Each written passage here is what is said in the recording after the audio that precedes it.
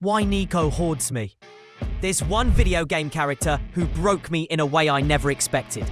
He didn't do it with flashy powers, cool gadgets, or dramatic speeches. He did it with quiet pain, buried trauma, and choices that felt too real. I've been playing games for over 20 years, and I've seen every type of protagonist. From sarcastic rebels to cold-hearted killers, nothing surprises me anymore. But Niko Bellic was different. He didn't feel like a character in a story. He felt like a real person trapped inside a game.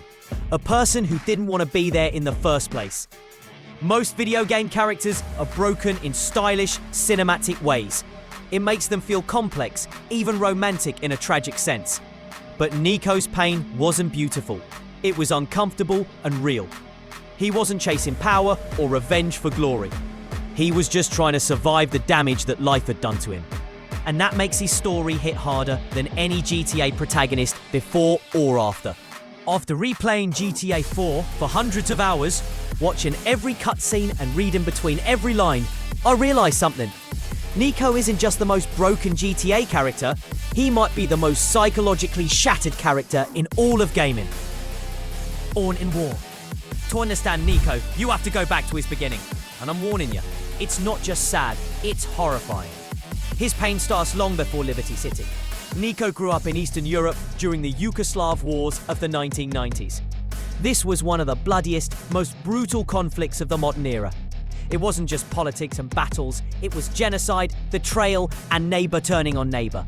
He was just a teenager when he joined the fight. 15 boys from his village, kids who knew each other's families, who played soccer in the same fields, went to war together. Only 3 came back. They weren't killed by enemies, they were betrayed by someone they trusted. 12 boys died in one day because one of them sold them out. Niko has never stopped trying to understand that day. It's the moment his world collapsed. And it's the moment he stopped believing in anything good. What haunts him isn't just the loss. It's what the war turned him into. He says, "I did bad thing." Walking into a village and seeing 50 murdered children. He doesn't describe it with shock, he describes it with numbness. And that numbness is what scares me. He didn't lose his soul because something bad happened to him. He lost it because he became something he didn't recognize. And ever since, he's been carrying that version of himself like a ghost on his back. Everything else in Niko's story, his choices, his violence, his coldness, it all goes back to this. He's not a criminal who chose this life. He's a victim of war who never learned how to stop surviving. The false American dream. After the war, Niko spent years running shady jobs across Europe. Smuggling, fighting, killing, whatever paid the bills. Then came an email from his cousin Roman. Roman promised a better life in Liberty City.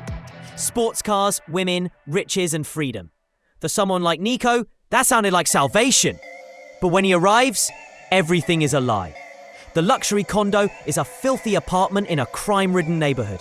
The fancy car is a dented cab. Roman isn't rich. He's in debt to dangerous people. The American dream, as Niko finds out, is just another prison. But this time, it's wrapped in neon lights. In most games, this would be the setup for a success story. The hero would rise, make money, and conquer the city. But Niko's story isn't about winning. He tells Roman, "There's no such thing as a new beginning. We pick up new baggage every day." That's not just about immigration, that's about trauma. He didn't come to America to build a future. He came to forget a past. And by the time he realizes that's impossible, it's already too late. Liberty City feels different from any other GTA setting. It's not warm, not colorful, not welcoming. The colors are washed out. The sky's always gray. It feels like the whole city is pressing down on you, like there's no room to breathe. And for Niko, it becomes another battlefield in a different uniform. The promises are fake, the freedom is fake, and the hope he brought with him fades faster than the city's skyline in fog. Violence as a curse. This is where GTA 4 does something no other GTA game had ever done. It makes the violence feel heavy, not thrilling, not cool, just exhausting. Every GTA character before Niko embraced the chaos. Tommy built an empire. CJ defended his hood. Michael craved adrenaline. They enjoyed the fight. But Niko doesn't. He never smiles after a kill. He doesn't boast or celebrate. He just looks tired. Watch the scene after he kills Vlad. In any other game, this would be a power moment, standing up to a bully. But Niko just drags the body, sits down, and breathes. There's no triumph in his eyes, just regret. And finally, he opens up to Roman. He explains the violence follows him, no matter how far he runs. He talks about men from Europe, about threats he couldn't avoid, about why he came here. He doesn't sound proud, he sounds trapped. And that's what GTA 4 captures better than any other game in the series. Niko isn't trying to build an empire. He's trying to stay alive. But Liberty City only understands one thing: violence. And here's the cruel irony. Niko is incredible at violence. Not because he wants to be, but because war taught him how to be. When someone asks him what he's good at, his answer is chilling. I deal in death because that's all that's open to me. Not I like it, not I'm proud of it, just this is all I have. The man he could have been. For all of Niko's darkness, there are moments that show who he really is. Little glimpses of kindness buried under everything else. And those moments hurt more than the violence ever could. One of the clearest examples is Marnie. She's a drug addict Niko meets in a park, desperate and shaking. Most players wouldn't think twice about her, but Niko helps her.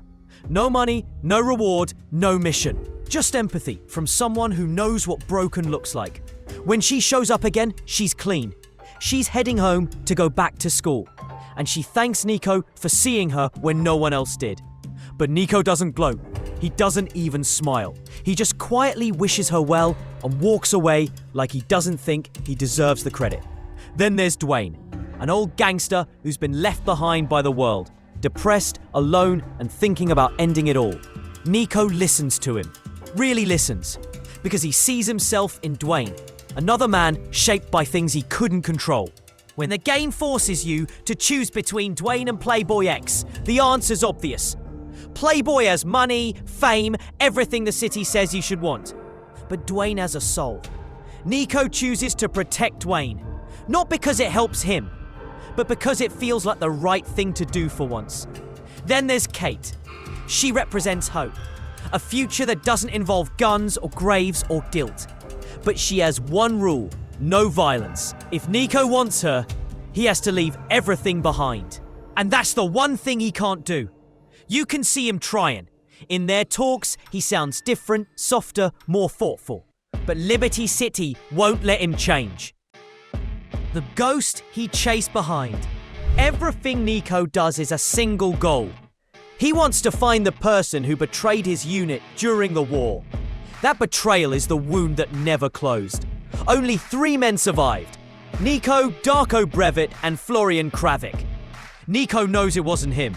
That leaves 2 possibilities. He spent years chasing that answer, not for revenge alone, but for meaning. If he can find the traitor, maybe his pain makes sense. When he finds Florian, now Bernie Crane, it's not what he expects. Bernie isn't a villain. He's just another survivor trying to live. Bernie thought Niko might have been the traitor. He's been carrying the same doubt, the same pain. And it breaks Niko a little more, because it means Darko is the one. The last ghost. The last reason for all of this.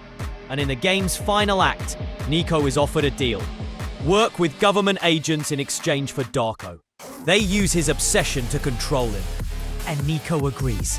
Because without that goal, he doesn't know who he is. Without revenge, what's left of him?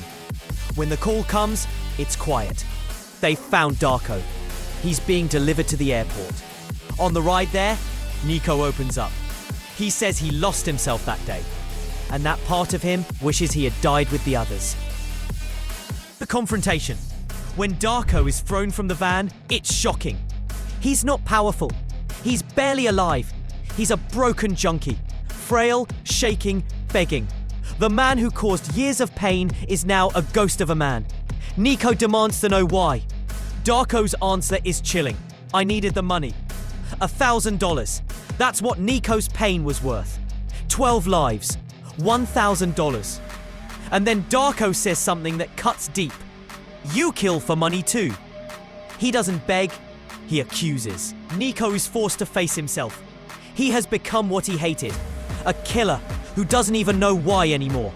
The game gives you a choice: kill him or let him go. But there is no peace either way.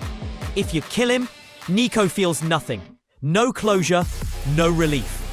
But if you let him live, Niko finally sees the truth. Death isn't justice, it's escape. He says only the dead get closure, the living do not. It's a line that hits like a brick, because it's the heart of his story. He will never heal, he will never forget. He will carry it all until the end. The final loss. After all that, you'd think Niko might be able to move on. But this is Liberty City. And Liberty doesn't give happy endings. At the end, Niko must make one last choice. Work with Dimitri for money, or go after him for revenge. Roman wants him to take the deal.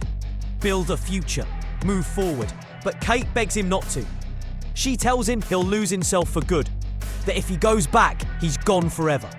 Whichever path you choose, someone dies. At Roman's wedding, the cost is paid in blood. If you took the deal, Roman dies. If you didn't, Kate does. Either way, Niko loses the person he needed most. And the game ends as it began, with Niko alone. No peace, no freedom, just more death. He came to America to escape, to be reborn, but the city ate him alive. Standing by the Statue of Happiness, he looks out over the water. And for a moment, you wonder what he's thinking. But you already know. He's thinking that the war never ended. It just changed its name.